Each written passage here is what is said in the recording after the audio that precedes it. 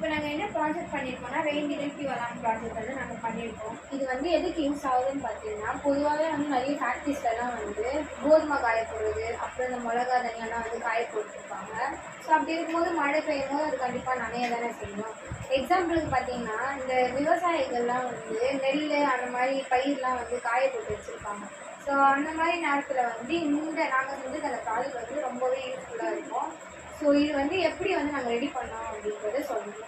நாங்கள் வந்து 2 சென்சார் வந்து இங்கே வச்சுருக்கோம். நாங்கள் பிளேடு தான் யூஸ் பண்ணிட்டோம். அந்த 2 சென்சாரும் வந்து நாங்கள் ஸ்விட்ச் கூட கனெக்ட் பண்ணிட்டோம். இப்போ பேட்டரியோட அந்த ஒரு சென்சார் ஒயர் கனெக்ட் பண்ணி ஸ்விட்சோட கனெக்ட் பண்ணிட்டோம். இன்னொரு பேட்டரி ஒயரை வந்து நாங்கள் வந்து இந்த அலாமோட கனெக்ட் பண்ணி வச்சுருக்கோம். இப்போ நாங்கள் வந்து இதை எப்படி யூஸ் பண்ணி காட்டணும்னு பாருங்கள். 2 சென்சார் வச்சுருக்கோம்ல, இந்த சென்சார் மேலே வந்து நான் கொஞ்சமாக தண்ணி வந்து எடுத்து நான் இதில் வைக்கிறேன்.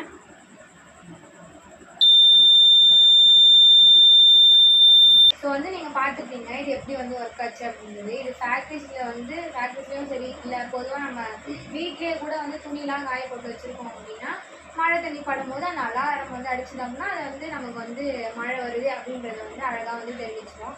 இது ரொம்பவே வந்து இந்த ப்ராஜெக்ட் வந்து யூஸ்ஃபுல்லாக இருக்குன்னு வந்து நாங்கள் நினைக்கிறோம். தேங்க்யூ.